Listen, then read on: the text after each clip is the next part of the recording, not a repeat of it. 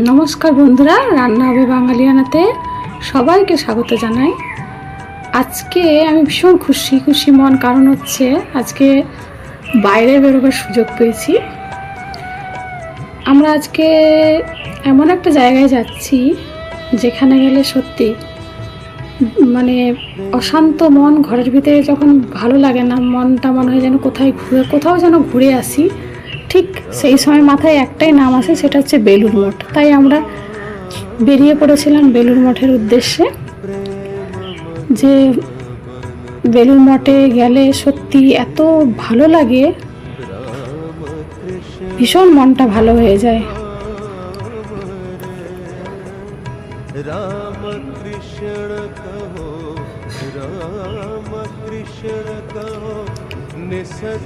এই সেই মহান পবিত্র বেলুড় মঠ, মঠের মেন গেট, যে গেট দিয়ে আমরা চলেছি। বেলুড় মঠ সকাল 6:30 থেকে খুলে যায় দরজাটা, মেন গেটের দরজা খুলে যায়। এই দেখুন ভিতরটা, দেখুন কত সুন্দর, কত শান্ত সিদ্ধ পরিবেশ, যেখানে গেলে সত্যি কিন্তু মনটা ভীষণ ভালো হয়ে যায়। কখনো দেখবেন বাড়িতে মনটা ভালো লাগছে না, খুব অশান্ত লাগছে মনের ভিতরটা, তখন দেখবেন একটু মনে হয় না ঘুরে আসি কোথাও, তখন দেখবেন সেই টাইমটায় বেলুড় মঠে যেয়ে বসবেন কিছুক্ষণ, দেখবেন খুব ভালো লাগে। এত শান্তি লাগে না, মনটা শান্তি তো লাগবেই। এখানে রামকৃষ্ণদেব, শ্রীরাম, তারপরে হচ্ছে স্বামী বিবেকানন্দ, ওনাদের এখানে ওনারা এসে এখানে শান্তি পেয়েছিলেন। আমরা তো সাধারণ মানুষ, আমরা তো পাবই। তো তাই আজকে ভাবলাম যে বেলুড় মঠে যাই।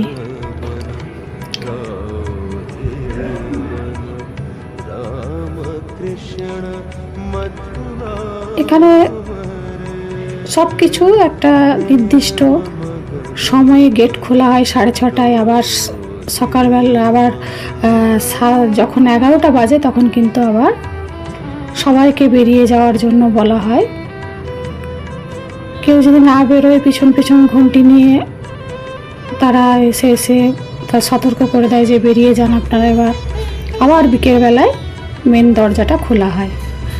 এই হচ্ছে বেলুড় মঠ, এটা ভিতরটা, যেখানে বেলুড় মঠের ভিতরে যেখানে রামকৃষ্ণদেব অধিষ্ঠিত আছেন, বসে আছেন ধ্যানরত অবস্থায়। চারপাশটা এত মনোরম প্রকৃতি, এত সুন্দর, মানে বোঝানো যাবে না, এত সুন্দর যে কি একটা যে অনুভব হয় এখানে গেলে, কি যে শান্তি পাওয়া যায়, না গেলে বুঝতে পারবেন না, এত ভালো লাগে। এবার আমরা একটুখানি ভিডিও, ছবি সব তুলছিলাম।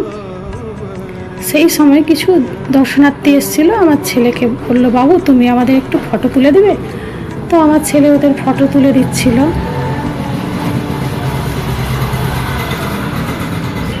তখন আমরা চারপাশটা একটু ঘুরে ঘুরে দেখছিলাম, ফটো তুলছিলাম।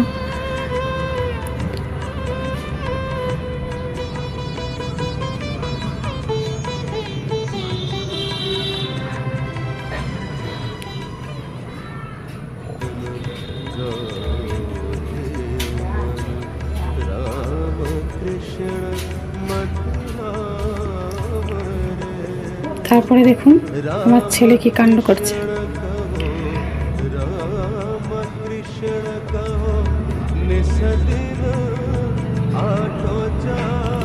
এবারে আমরা ভিতরটা, আশেপাশে সব জায়গাগুলোকে ঘুরে ঘুরে দেখছিলাম। আর সময় খুব কম ছিল, কারণ হচ্ছে 11টা প্রায় কাছাকাছি বেজেই এসেছে। বাইরে বেরোবার জন্য কিন্তু ওরা জানিয়ে দিয়েছে যে আপনারা আবার বাইরে বেরিয়ে যান। তবুও আমরা যাচ্ছিলাম, যতটুকু দেখা যায়। বলে না, এত সুন্দর জায়গাটা কে ছেড়ে যেতে চায়। এই হচ্ছে গঙ্গার পাড়, এই হচ্ছে স্বামীজির মন্দিরটা, যেখানে স্বামীজি স্বয়ং আছেন। আর এবারে আমরা চলে গেলাম, কারণ হচ্ছে আমাদের বাধা 11টা বেজে গেছে, তখন আমাদের বলে দেওয়া হলো যে আপনারা বেরিয়ে যান। তো আমি মনে মনে ভেবেছিলাম যে আজকে আমি ভোগ খেয়েই যাব। তো ভোগ খাওয়ার জন্য আমরা যাচ্ছি। 11টা থেকে এখানে ভোগ খাওয়ানো হয়। ভোগ খাওয়ানোর জন্য কোনো কিছু টাকা লাগে না বা কুপন এরকম কিছু কিনতে লাগে না, স্বেচ্ছায় আমরা যা দেব।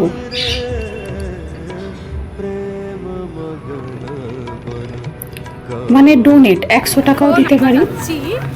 ভোগ খেতে যদি দেখানো যায়, ওখানে ভিডিও করা যায়, তাহলে আপনাদেরকে দেখাবো যে কি কি আবার 200 টাকাও দিতে পারি, 500 টাকাও দিতে পারি, আবার কেউ চাইলে বেশিও দিতে পারে। সেটা হচ্ছে ওরা ডোনেট হিসাবে নেয়। এবার যতজন মানুষ থাকে ততগুলো কুপন দিয়ে দেয়, যার যা সামর্থ্য সেই দেয়। এবার আমরা দেখুন অনেকটা একটু হেঁটে যেতে হয়, যেখানে প্রসাদ ভবন আছে সেই পথে আমরা চলেছি। দেখুন চলে এসেছি প্রসাদ ভবনে, যেখানে বসিয়ে ভোগ খাওয়ানো হয়।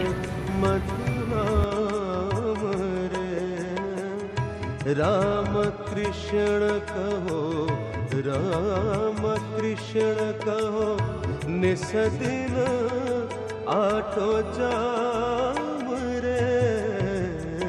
प्रेम मगन बन गाओ हे मन, राम कृष्ण